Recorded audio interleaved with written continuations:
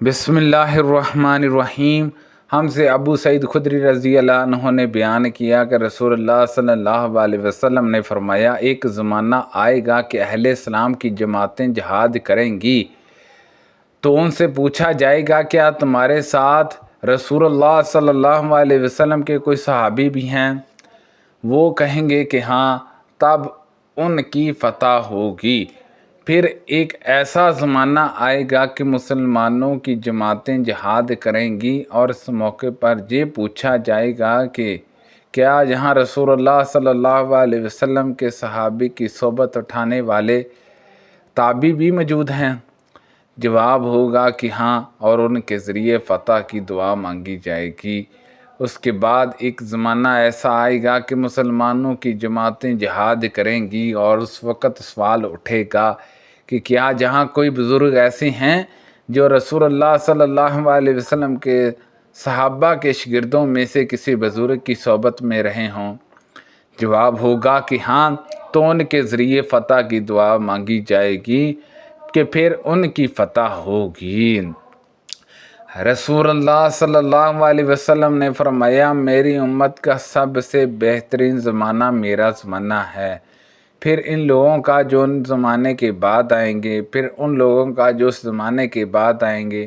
حضرت عمران رضی اللہ عنہ کہتی ہیں کہ مجھے یاد نہیں کہ ان حضرت صلی اللہ علیہ وسلم نے اپنے دور کے بعد 2 زمانوں کا ذکر کیا یا 3 کا۔ پھر آپ نے فرمایا کہ تمہارے بعد ایک ایسی قوم پیدا ہوگی جو بغیر کہے گواہی دینے کے لیے تیار ہوگی، اور ان میں خیانت اور چوری اتنی عام ہو جائے گی کہ ان پر کسی قسم کا بھروسہ باقی نہیں رہے گا، اور نذرانے مانیں گے لیکن انہیں پورا نہیں کریں گے۔ حرام مال کھا کھا کر ان پر بڑھاپا عام ہو جائے گا۔ نبی کریم صلی اللہ علیہ وسلم نے فرمایا کہ بہترین زمانہ میرا زمانہ ہے، پھر ان لوگوں کا جو اس زمانے کے بعد آئیں گے، پھر ان لوگوں کا جو اس کے بعد آئیں گے۔ اس کے بعد ایک ایسی قوم پیدا ہوگی کہ گواہی دینے سے پہلے قسم ان کی زبان پر آ جایا کرے گی، اور قسم کھانے سے پہلے گواہی ان کی زبان پر آ جایا کرے گی۔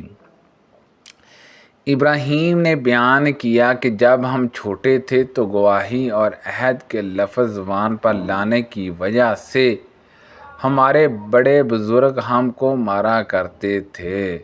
حضرت ابو بکر رضی اللہ عنہ نے ان کے والد حضرت اعظم رضی اللہ عنہ سے ایک پلان 13 درہم میں خریدا۔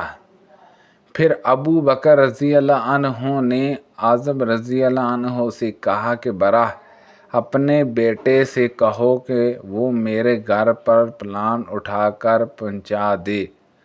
اس پر حضرت اعظم رضی اللہ عنہ نے کہا، یہ اس وقت تک نہیں ہو سکتا جب تک آپ وہ واقعہ بیان نہ کریں کہ آپ اور رسول اللہ صلی اللہ علیہ وسلم مکہ سے ہجرت کرنے کے لیے کس طرح نکلے تھے، حالانکہ مشرکین آپ دونوں کو تلاش بھی کر رہے تھے۔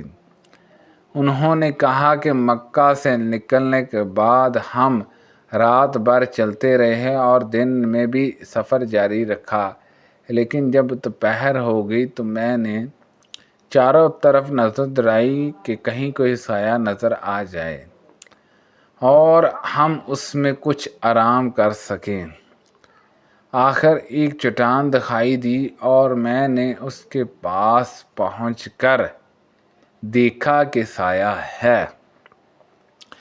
پھر میں نے نبی کریم صلی اللہ علیہ وسلم کے لیے ایک فرش وہاں بچھا دیا اور عرض کیا کہ یا رسول اللہ صلی اللہ علیہ وسلم، آپ اب آرام فرمائیں۔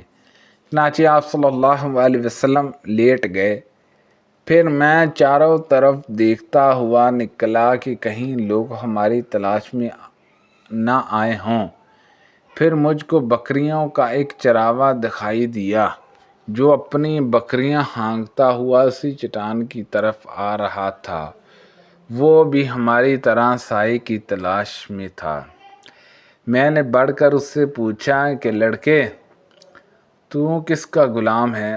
اس نے قریش کے ایک شخص کا نام لیا تو میں نے اسے پہچان لیا۔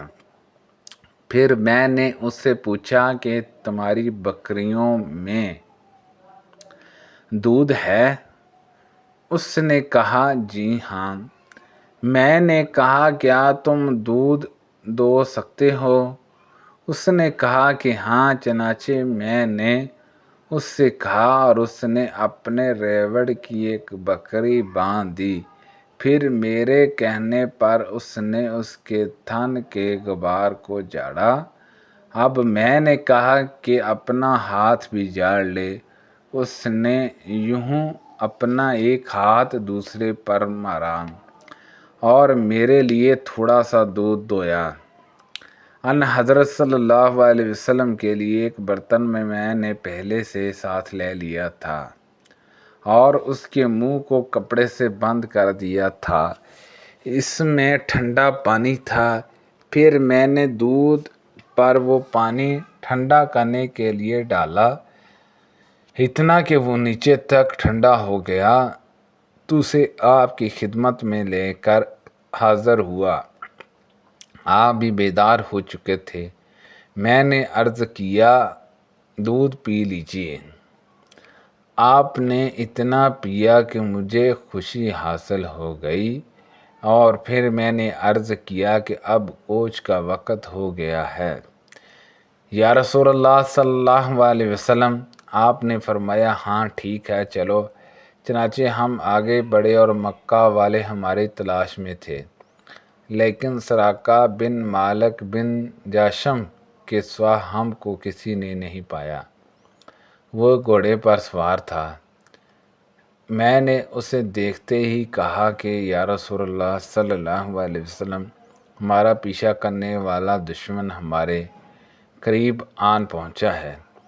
آپ صلی اللہ علیہ وسلم نے فرمایا فکر نہ کرو، اللہ تعالی ہمارے ساتھ ہے۔ جب ہم غار ثور میں چھپے تھے تو میں نے رسول اللہ صلی اللہ علیہ وسلم سے عرض کیا کہ اگر مشرکین کے کسی آدمی نے اپنے قدموں پر نظر ڈالی تو وہ ضرور ہم کو دیکھ لے گا۔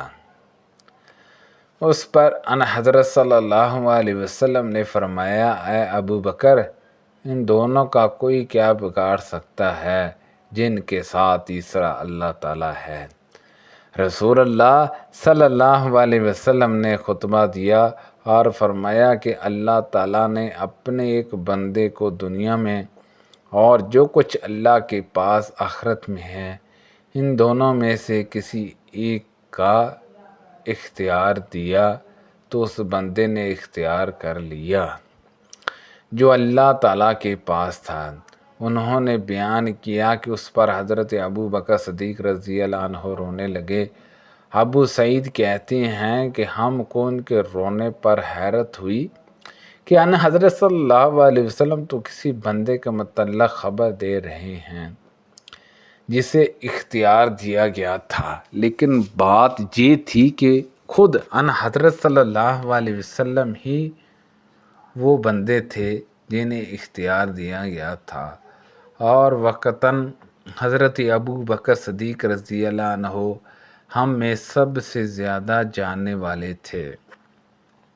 ان حضرت صلی اللہ علیہ وسلم نے ایک مرتبہ فرمایا کہ اپنی صحبت اور مال کے ذریعے مجھ پر ابو بکر کا سب سے زیادہ احسان ہے، اور اگر میں اپنے رب کے سوا کسی کو جانی دوست بنا سکتا تو ابو بکر کو بناتا، لیکن اسلام کا بھائی چارہ اور اسلام کی محبت ان سے کافی ہے۔ دیکھو مسجد کی طرف تمام دروازے جو صحابہ کے گھر کی طرف کھلتے تھے سب بند کر دیے جائیں، حضرت ابو بکر کا دروازہ رہنے دو۔ سبحان اللہ عز و جل۔ اللہ پاک سے دعا ہے کہ اللہ پاک ان حدیثوں پر عمل کرنے کی توفیق عطا فرمائے۔ کو پڑھنے میں کوئی غلطی تاہی ہو گئی ہو تو اللہ پاک معاف فرمائے۔ اللہ پاک ہم سب کو صحت و تندرستی عطا فرمائے۔ صدقہ جاریہ سے زیادہ دوسرے لوگوں تک شیئر کیجیے۔ آمین بجاہ النبی الامین صلی اللہ علیہ وسلم۔